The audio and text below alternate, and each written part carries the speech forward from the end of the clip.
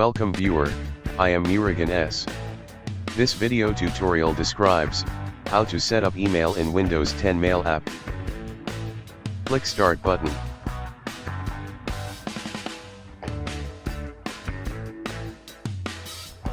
Open Mail app.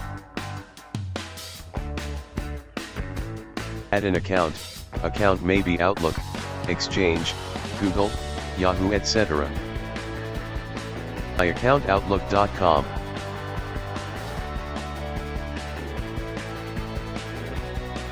Click Account and continue.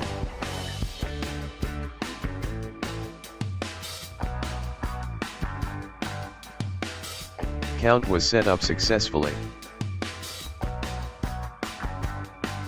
I hope this video tutorial helps to you.